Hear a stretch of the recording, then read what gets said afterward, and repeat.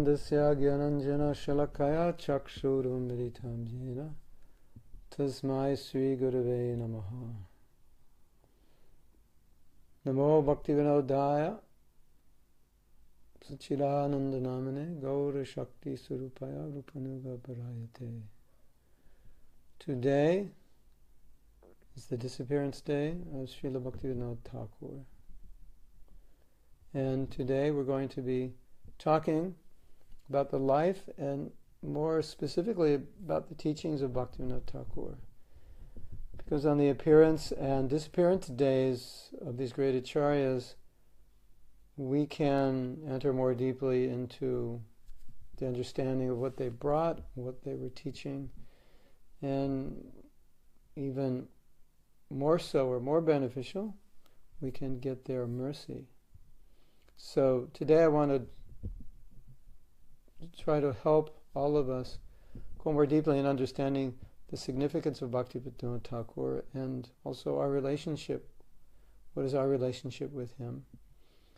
And I personally have felt a very strong connection with Bhakti Vinod Thakur, particularly, I think, for two reasons: because of the songs, because of so many of his songs I grew up singing, meditating on, and also when I began teaching japa, then Harinam Chintamani, Bhajan Rahasya, Jaiva Dharma, these books became foundational to the teachings that we presented in the japa workshops and japa retreats, and they're all coming from him. So there was a deep connection that way, and also, as you know, or most of you know, or all of you know, that the last 10 years or so I've been focusing on presenting Krishna consciousness more from the how to do it aspect than you should do it aspect. One aspect is to know what to do,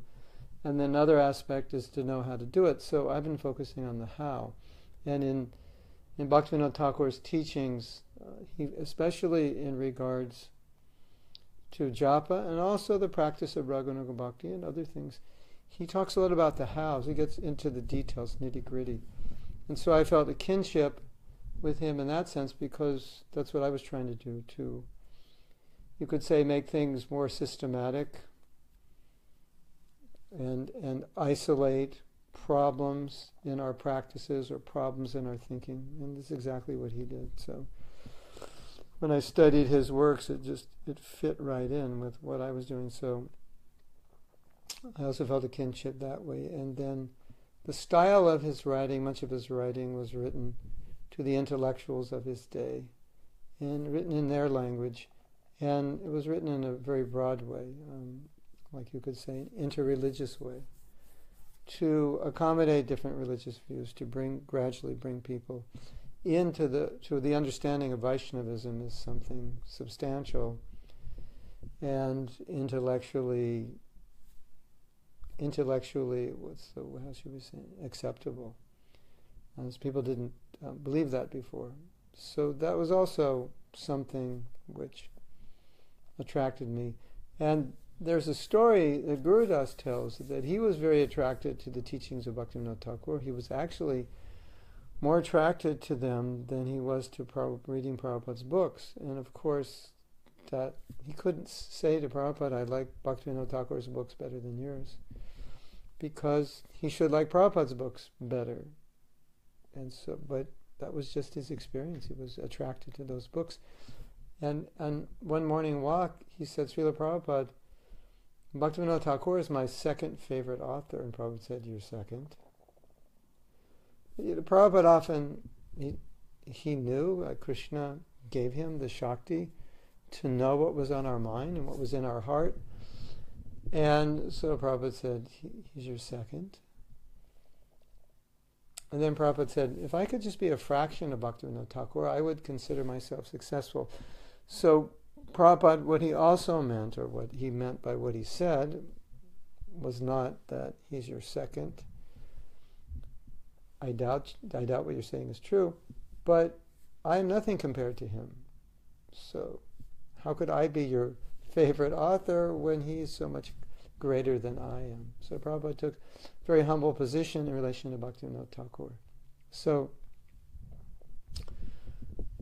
some history about Bhakti Vinod Thakur and the situation in which he grew up in India is useful in understanding his greatness and understanding our mission and our fortune. But before we begin, I think it's useful, or maybe more than useful, important or significant, to note that Bhakti Vinod Thakur, at a certain stage in his life, took up the mission of Mahaprabhu. He was born in a Vaishnava family, but he hadn't taken up the mission as a youth. He had become more, he was studying Christianity and Western philosophers, and he had not adopted Vaishnavism in the earlier parts of his life. But later on, at a certain point, he adopted Vaishnavism.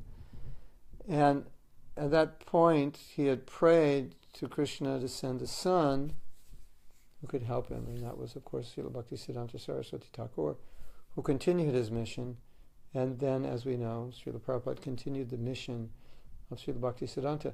So it's really because of Bhakti Vinod Thakur that Prabhupada has come to the West. So our fortune was originally caused or generated by Bhakti Vinod Thakur. That's where it came from. Without him reviving Vaishnavism, reviving Krishna consciousness, and without him praying for a way and means to continue the spreading of Krishna consciousness, it wouldn't have happened that Srila Prabhupada would have come to the West, because that's a direct connection, Bhakti Vinod, Bhakti Siddhanta, Srila Prabhupada.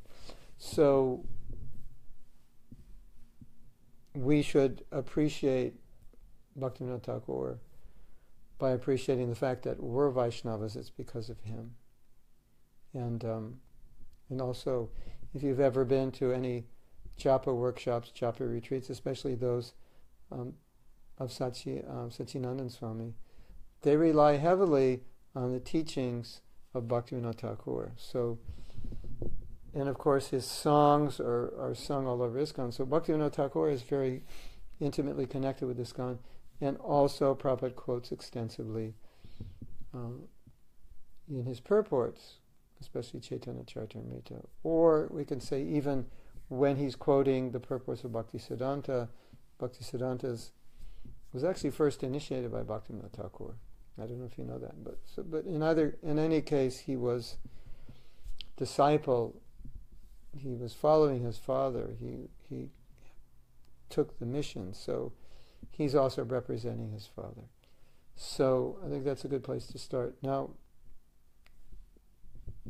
later in the class, I want to read some things, some of the teachings of Bhakti Vinod Thakur, and discuss them, because I think that's an important thing to do on his appearance and disappearance day. Let's actually look at what he taught, what does he want us to understand about Krishna consciousness.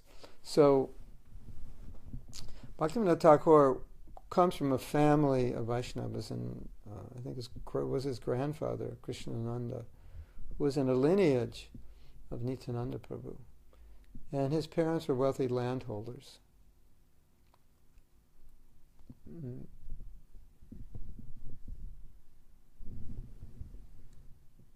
Bhaktivinoda, the one who single-handedly saved Vaishnavism, in the 19th century, yes.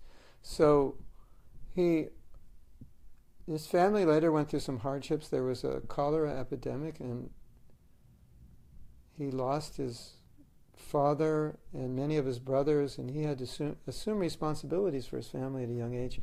And some laws had changed in India, and it caused financial hardships for them. So going from very great wealth to struggle to live, and he was the son who had to take care of the family. So it's kind of interesting every time I read this to think that he had descended to spread Krishna consciousness, but still materially he had to struggle. And sometimes devotees wonder, why is it that the pure devotees have to struggle? And you could say it's Krishna's arrangement to teach, which it is, but it's also the nature of the material world. Just like Prabhupada had to go through customs and immigration and sometimes there were problems. Once he was put in quarantine for several days. And, this is the nature of the material world, that if we're in it, we sometimes have to undergo these troubles, and even the pure devotee sometimes has to. But anyway, I like to see these pastimes as exemplary, that how he even, he sets an example that even though he's a great devotee, he had to undergo these difficulties. And so we all have to undergo difficulties. Not even sometimes the pure devotees are exempt. We all have physical body, we're in the physical world, and we have to deal with physical realities. We see many of our God brothers who are making great efforts to spread Krishna consciousness in spite of physical difficulties or circumstantial difficulties. And so that's the nature of the world. And, we say Krishna protects us. Ultimately, everything worked out for Bhakti Vinod Thakur. And, but it was difficult, and they moved around a lot. And so in his earlier life, it was a time where the British were ruling India, and they're having a lot of influence. And there was a group of people, and they were called the Bhadra Loka. Bhadra means auspicious, and Loka has many meanings. One meaning is world, but it also means group or Sangha. And the Bhadra Loka were the people, intellectuals, qualified professionals who were employed by the British government in service. And so during the British Raj, if you could get a seat in working in the British government, especially a high seat like Bhakti Vinod Thakur eventually got, and that was considered like the highest success and security you could get. And so he was associating with those people because he was working eventually. He got a position in the British government. Before that, he was struggling financially. He had a big family. He had 13 children. And he was struggling and traveling from different places trying to make ends meet. But once he got that job with the British government, then financially his troubles were over. And so he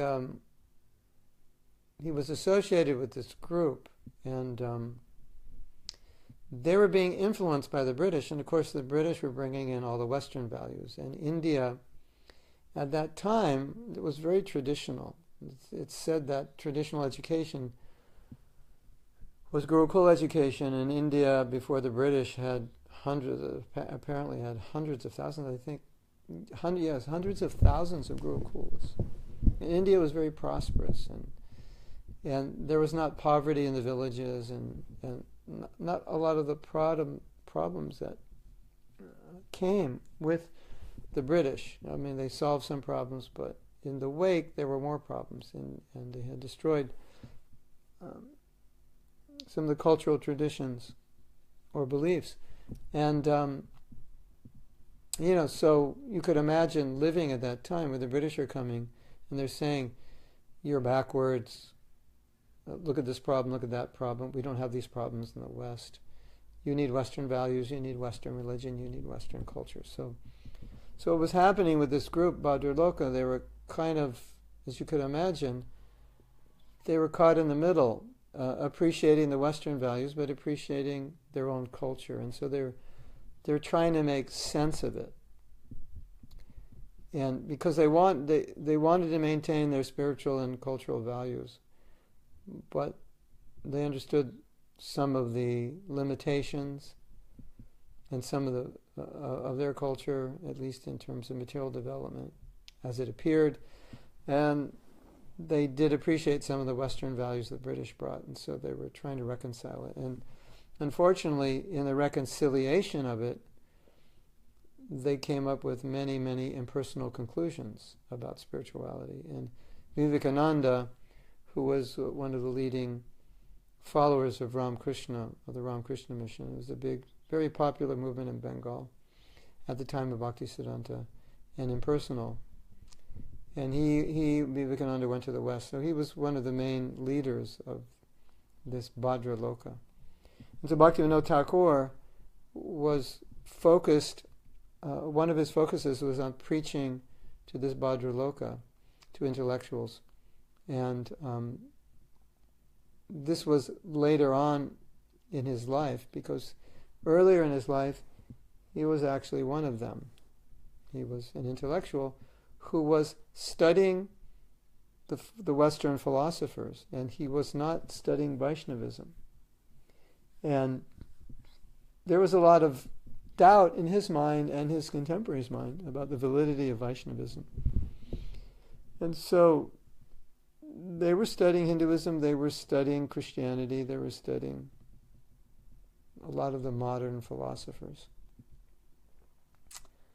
And Vaishnavism had fallen into some ill repute because there's a class of men called Sahajiyas. And Sahajiyas kind of, you could say, Sahajiyas kind of became the worst of the worst. In other words, this won't make sense to you, but it only makes sense in terms of the power of Maya. But the Sahajiyas believed that to understand Radha and Krishna Lila, you have to do Radha Krishna Lila. So you have to have your own gopis and have sexual union with another woman, not that you're married to her. And that way you'll understand. It's hard to believe that people could come to that conclusion, but that was their idea. And so the practice of Gopi Bhav, if you want to practice it, then you need to practice it with another woman.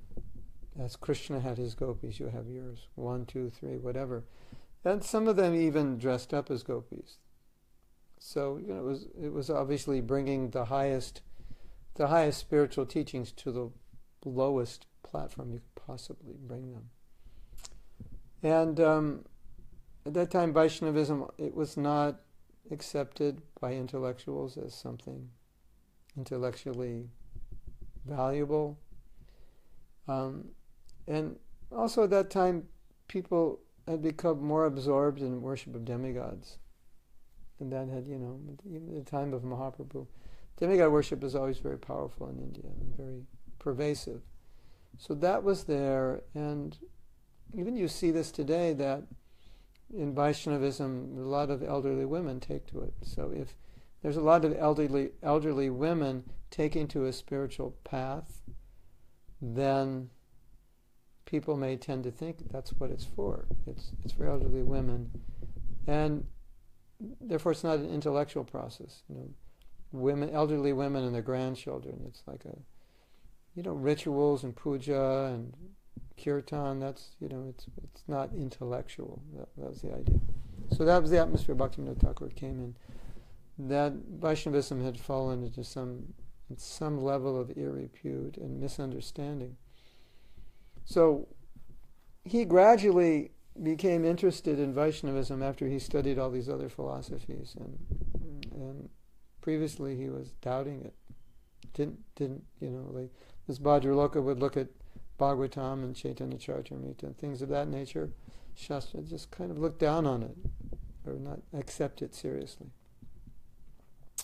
So at some point he became interested in Mahaprabhu, and he wanted to read Chaitanya Charitamrita, and he couldn't even find a copy. Is that amazing? Couldn't even find a copy. It was hard pressed to find a copy, but he finally got it. So he was studying Bhagavatam and Chaitanya Charitamrita, and when he studied Chaitanya Charitamrita, that was his conversion.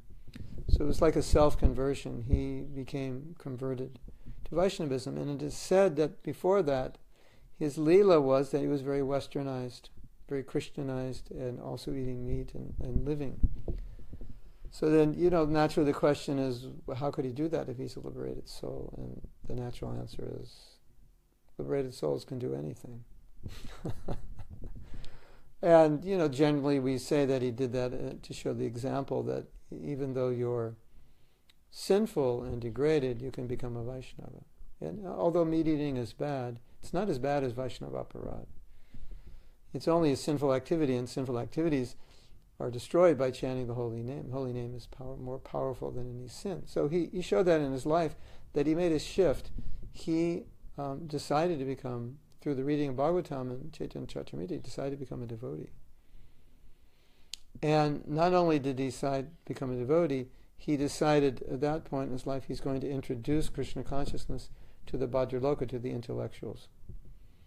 Not only the Bhadraloka, but all intellectuals. He wanted to reestablish the intellectual validity of Krishna consciousness to the intelligentsia, because they had no respect for it. So he converted himself, began writing books and actively preaching. And it is said in his life he wrote 100 books, which is amazing considering he had 13 children and he was working to support them.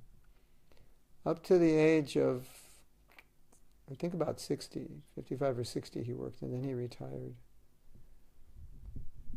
and was just doing bhajan. But he was very actively involved in preaching. And he hadn't even taken initiation yet. He had just converted himself by studying. Isn't that amazing? And then actively taken up preaching very widely, very actively. And at one point, what happened was that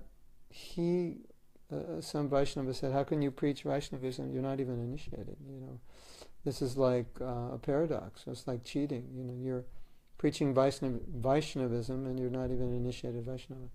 So then he looked for a guru, and at that time he found a guru, and it was a little bit like Lord Chaitanya taking sannyas, that the Mayavad sannyas was the sannyas that was available at that time, and all the people that Mahaprabhu were preaching to were Mayavadis. So he wanted, in a sense, to become one with and accepted by them, so he took Mayavadi sannyas. But as the story goes, he actually initiated his guru, his sannyas guru, Keshav Bharati. He actually initiated him into Vaishnavism before Keshav Bharati gave him sannyas. So it only appears externally that he was given Mayavadi sannyas.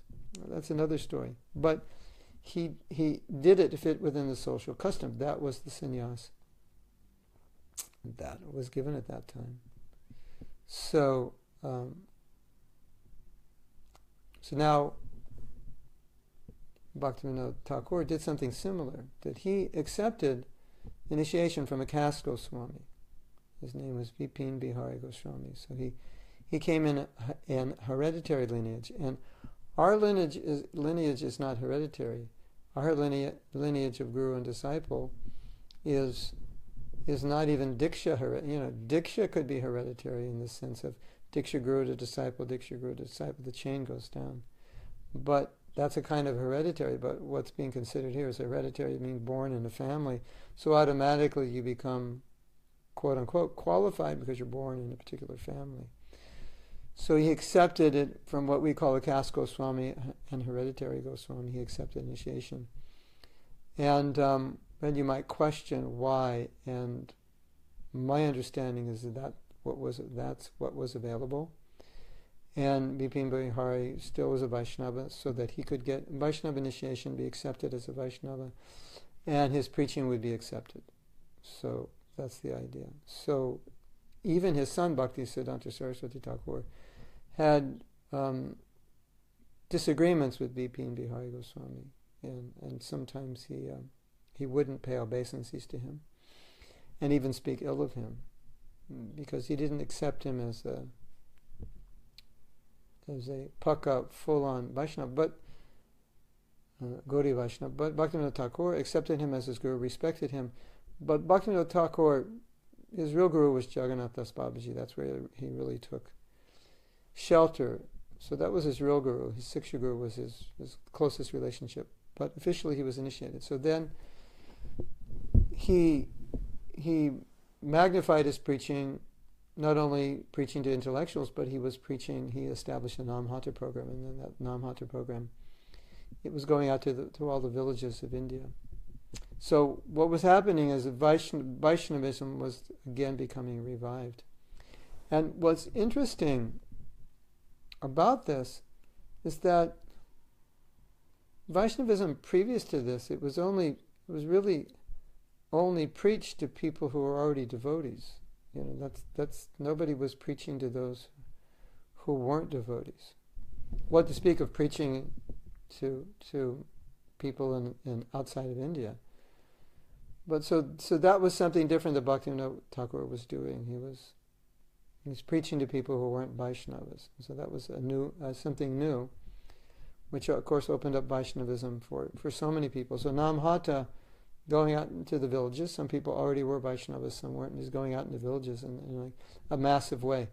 And if you see some of his songs are very, very simple. And what they are is they're folk songs, like in Western music, or in American and British music, I guess Western European. In my generation, there was a genre of music, it was called folk music. And folk music was used as an expression, a way of not just expressing, like popular music. It expresses the emotion of love and let down when your lover leaves you or cheats on you, or sometimes it expresses just the struggles of life. But usually it's music, that popular music has been associated with male-female relationships. And other genres, maybe struggles, the blues. The blues is also the struggles, but the loss of relationship. My baby left me, like that. So folk music, at least it had more of a message about life, about struggles. It was used in my generation kind of in a revolutionary way in some cases, political stands, songs about war, songs about life, songs about philosophy. So folk music was used as a means of communication, because it's just one person with a guitar. It's not generally, wasn't with a big group, although sometimes it was. But it's just, you're talking, but instead of giving a lecture or making a point, you're actually singing it, and you have one instrument to accompany yourself.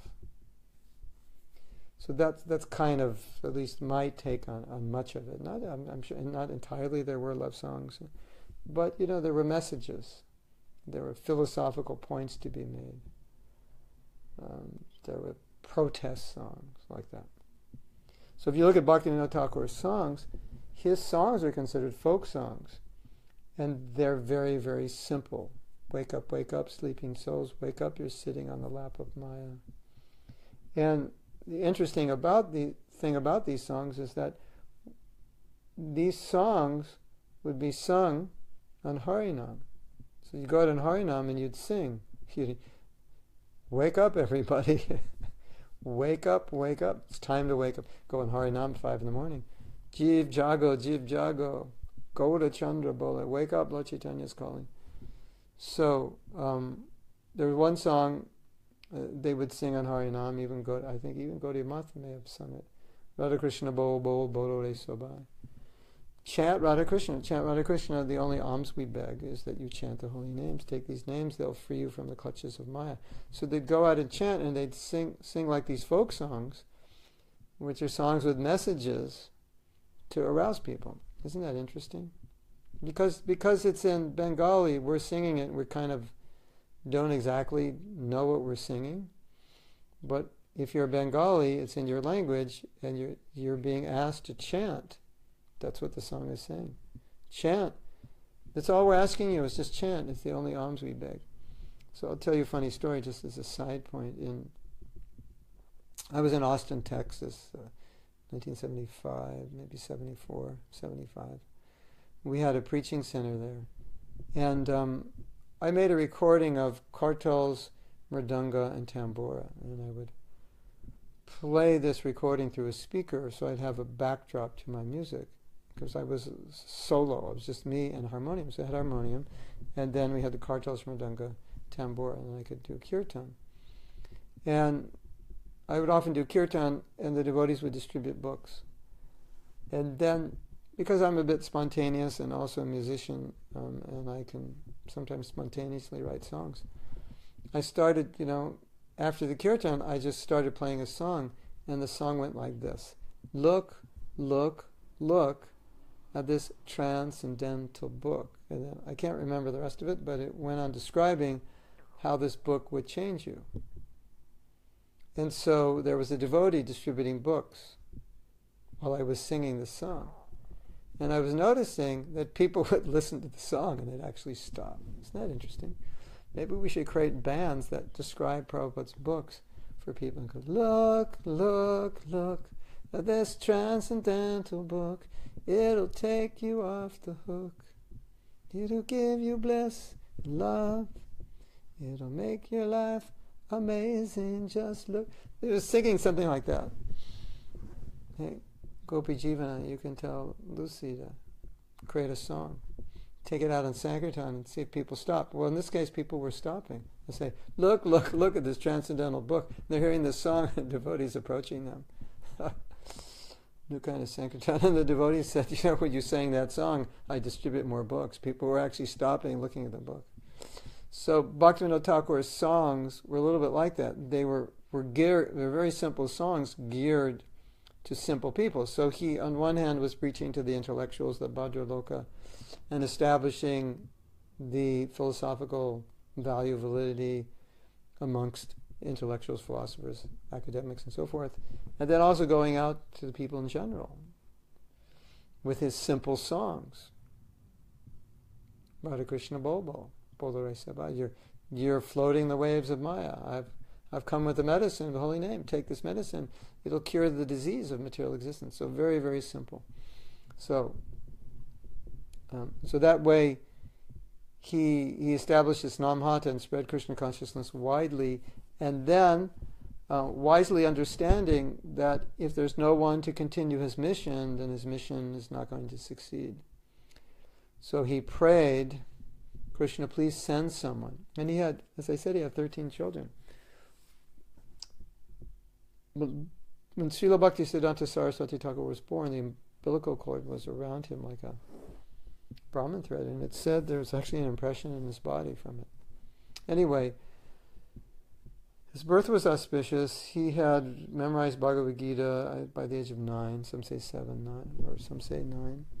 And if you see pictures of him as a 7-year-old boy, it's extremely serious, sober.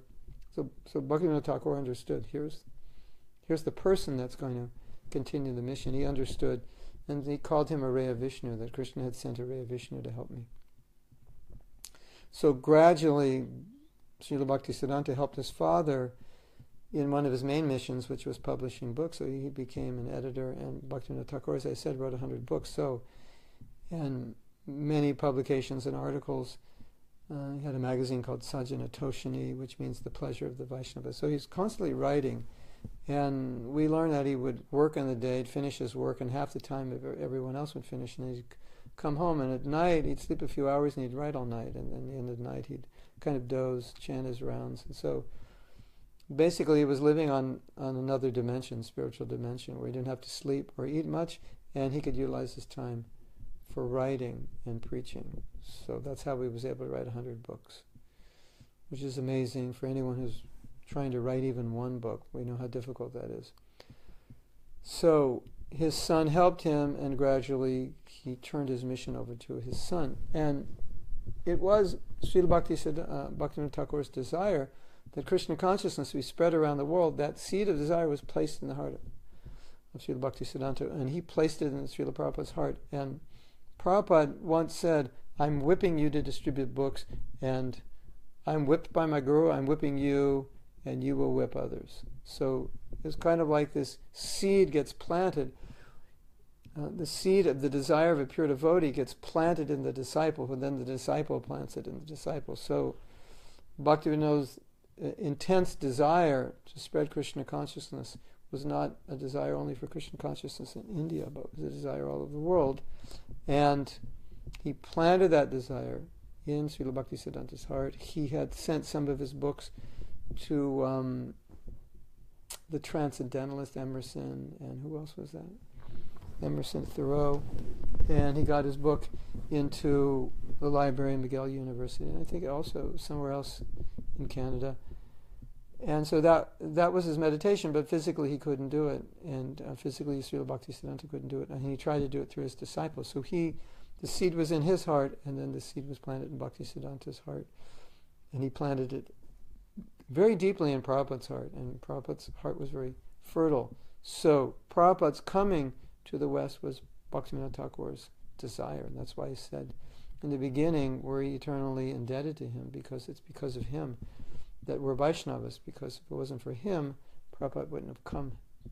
The seed of that desire would not have been placed in the heart of Bhakti Siddhanta, who placed it in the heart of Prabhupada.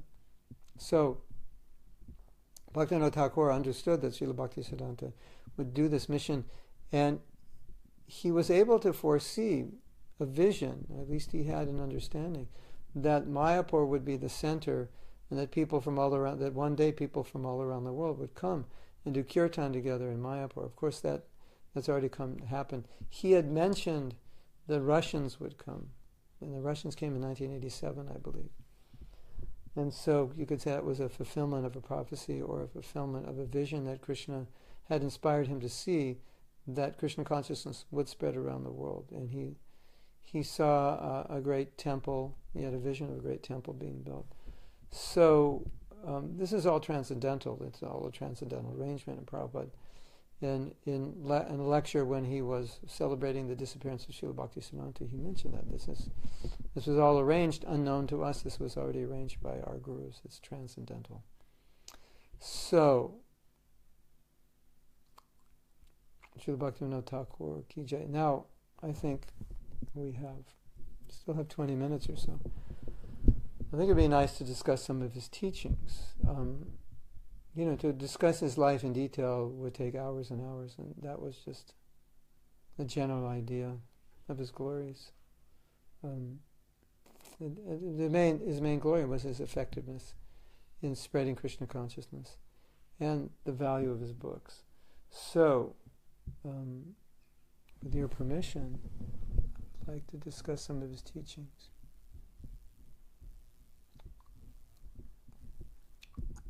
You have some question, yeah.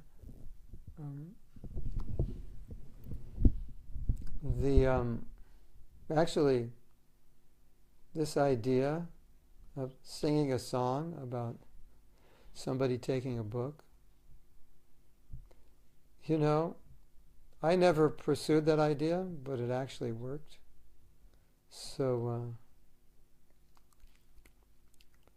we can sing songs about the glories of Prabhupada's books, and how these books liberate us from our conditioned nature and awaken our Krishna consciousness, awaken our happiness, help us overcome our own lust and greed. Wow, why not?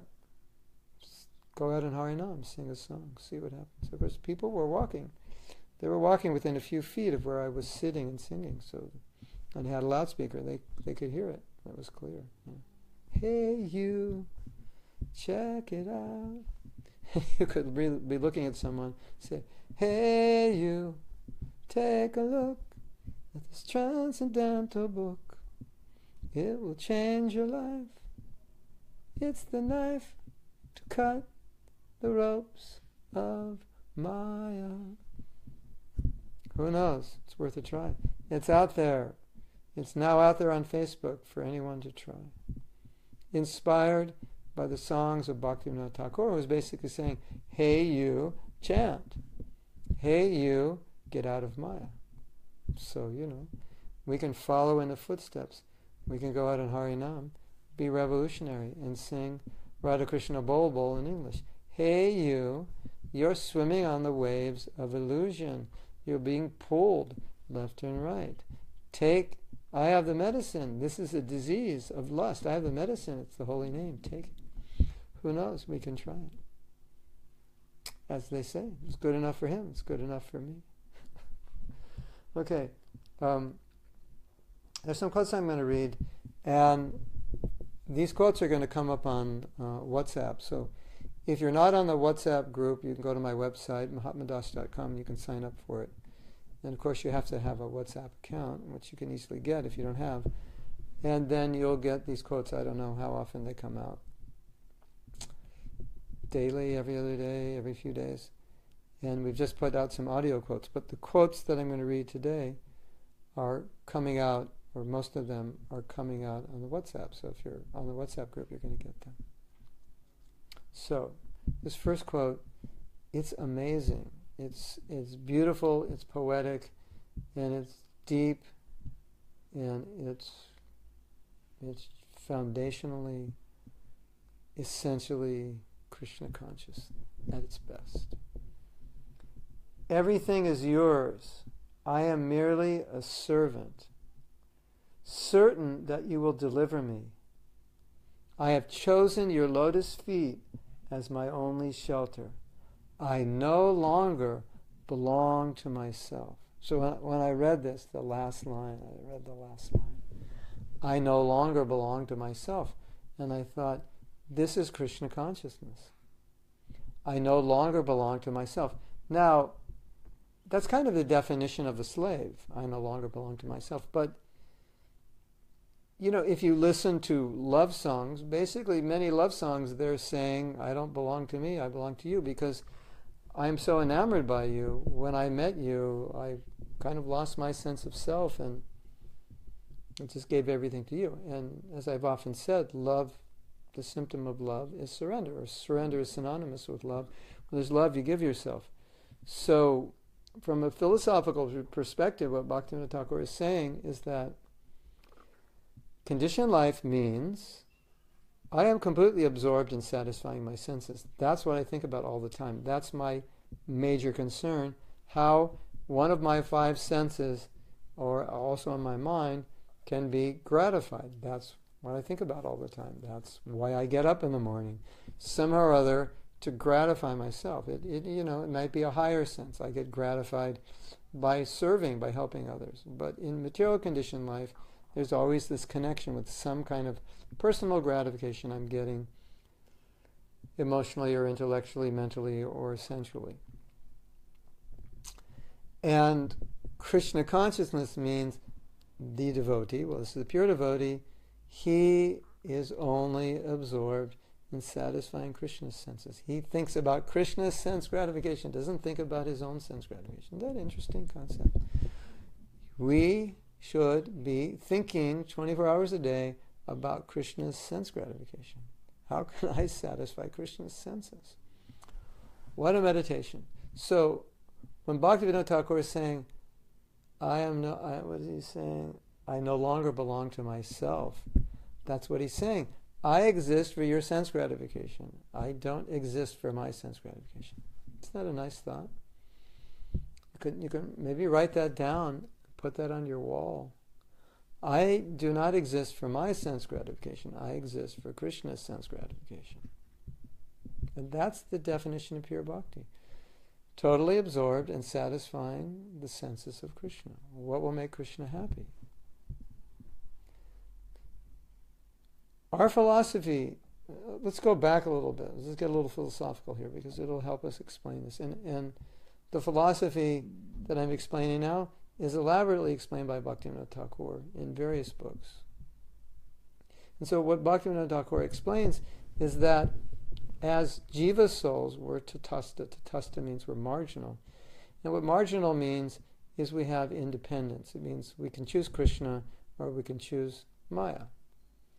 That is the independence we have. And that's the nature of the jiva soul. The jiva will always have independence.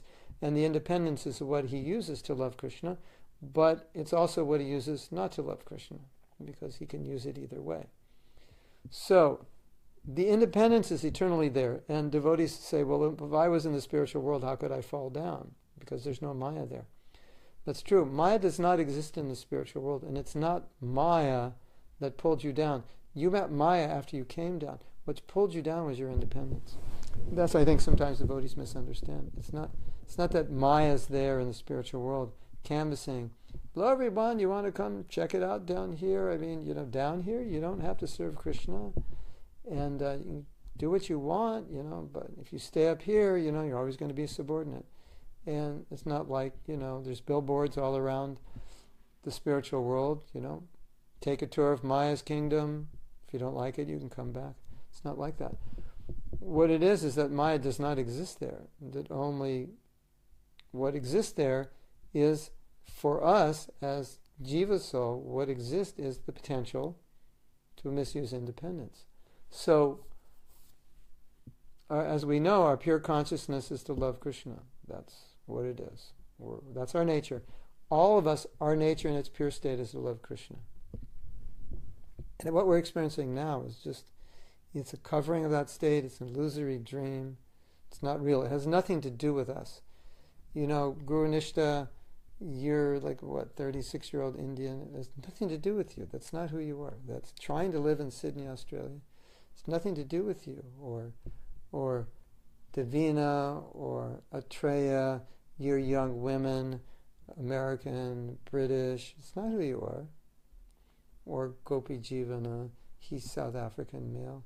It's not who you are. Actually, it's nothing to do with who you were.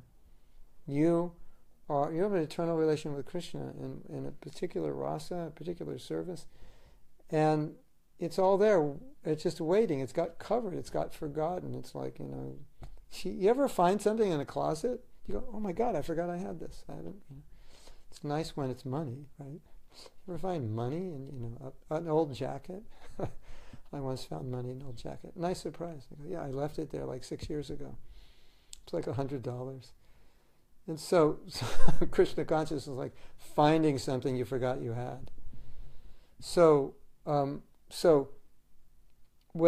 the jiva, in his independence, decides to turn his back on Krishna, don't ask why we decided, because the answer won't make sense. It doesn't make sense why we decided. We decided because we decided that it was a good idea to turn our back on Krishna. Let's check it out. To be independent of Krishna, let's see what that's like. So when we see what that's like, then we come into the kingdom of Maya and she controls us, and that pure love is covered. And now we're simply acting on lust. So all Krishna consciousness is a removal of the lust. The lust has put us to sleep spiritually. I wrote in the WhatsApp you'll get, I said lust is like a drug, it's like a sleeping pill. It puts you to sleep so that you forget in your sleeping state your Krishna consciousness. So the lust puts your Krishna consciousness to sleep. And when you overcome the lust, you wake up, and then again your pure Krishna consciousness is there. So it's just your pure Krishna consciousness turns into lust. When the lust is purified, when the lust is overcome, vanished, however you want to look at it, your Krishna consciousness is there. It's just waiting. It never went anywhere. It's still there. So when we say, Krishna, I'm yours, I belong to you, I don't belong to myself, that's just the natural state. Now, a lot of devotees, when we say the word surrender, it's like, it's like, surrender is like, sounds like the name of a horror movie, right? And in the movie, people are surrendering to Krishna. Oh, I could never do that, having nightmares that I surrendered to Krishna, So it's not like that. That surrender is just the natural state. When all the contamination is removed, that's just who you are. So it's not like you're trying to achieve some impossible, horrific stage of consciousness that you'll have to painfully tolerate for eternity. Surrender. It's not like that. It's just, that's the natural state. When the lust is removed, surrender is synonymous to love. I'm yours. I don't need to be me, because I only need to be me when I'm conditioned by lust, because then I need to satisfy my senses to be happy. But when that desire is purified, I'm way beyond happiness. So surrender is just a natural state. So that's what's so nice about I no longer belong to myself. When you're surrendered, you no longer belong to yourself.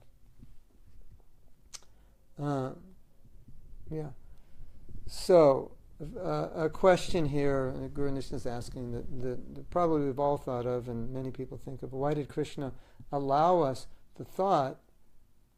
Well, the question should not be how it allows us the thought. Why did he allow us the independence that would allow us the thought? And I've talked about this before, but you have to look at it this way. The independence is what enables you to freely love Krishna. So without independence, love couldn't manifest. Because love has to be, a living entity has to have some form of freedom to be able to express love fully. And just like now we're conditioned. So you could say, why has Krishna given us the freedom? Well, the freedom that we have now is the freedom to love him. So that independence, that freedom is what we need to love him, right? If we didn't have it, we couldn't love him.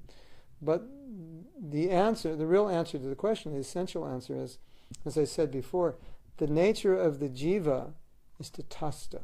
The nature of life is that it has independence. So what's the difference between ourselves and a stone? Stone can't make a choice. Stone doesn't get up and move around, decide what it likes and what it doesn't like. It has no independence.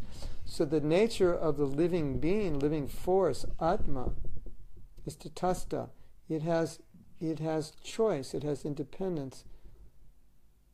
And if we don't have choice, we're not alive. We're not living beings. So the answer to your question is it's the essential nature of life force. That's a tattva. It's a category.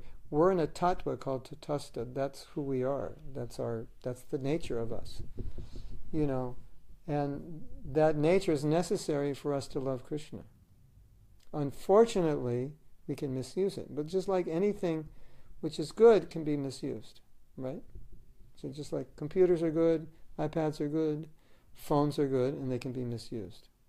So I say, why did Bill Gates, why did Steve Jobs and the other one with Microsoft, why did they make computers if they didn't make them for us to misuse them, but we misuse them by our independence. So Krishna made us independent. Ultimately, the reason is so we could independently love him. Unfortunately, we misuse it. If we misuse it, because we're independent and Krishna doesn't interfere with independence, if we misuse it, all Krishna can do is try to create a world in which we come to where things don't work out the way we thought they would, so that we develop a desire to get out of here and combine that with instructions of scripture and instructions and personal presence of sadhus. That's all he can do. And then we decide. So that's the way the jiva is. That's the nature of the jiva. That's the best way for the jiva to love Krishna, is to be a jiva who is by nature independent to choose as he wants. But my point is, if you understand that you made the choice, and after that choice was made, then Maya came and covered you, then if you understand the word covered, cover is a nice word, although maybe it doesn't sound nice because my Krishna consciousness is covered, but the point is the Krishna consciousness is there.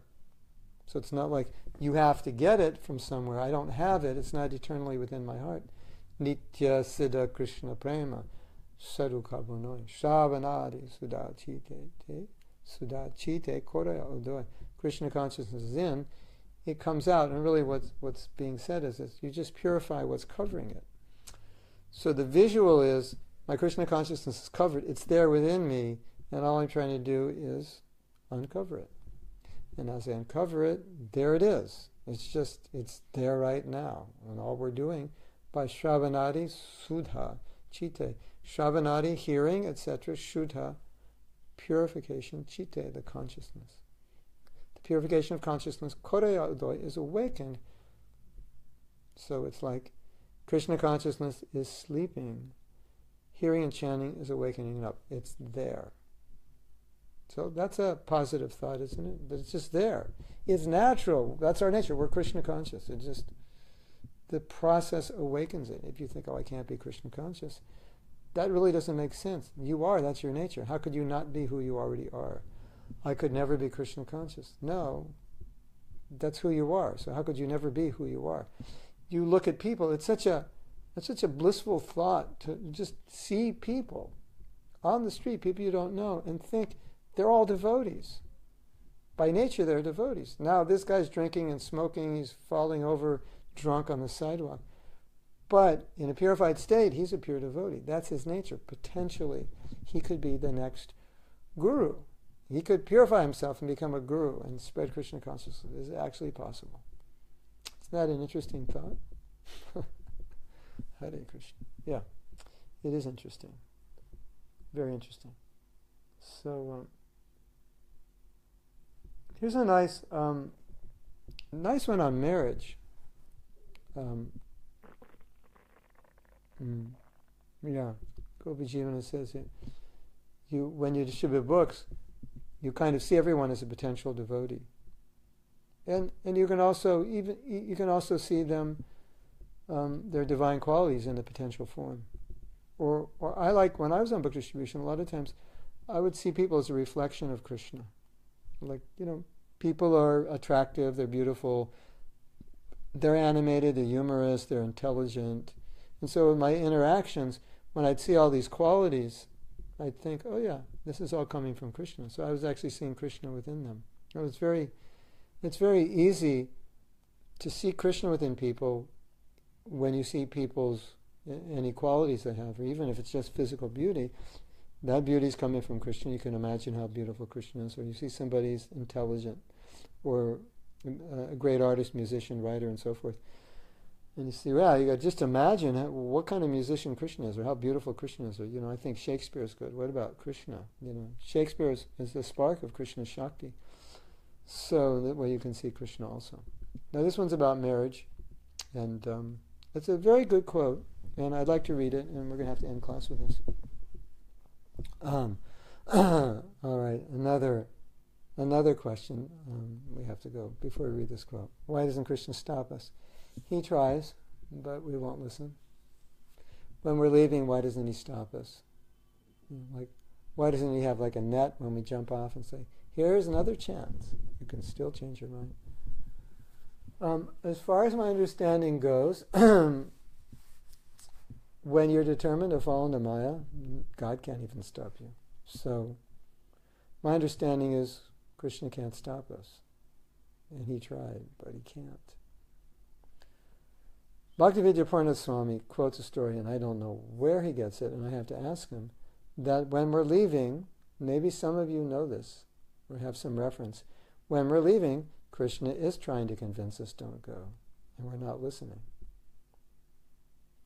So, I don't have a reference for that. He's my only reference, and when he told that, he didn't quote a reference.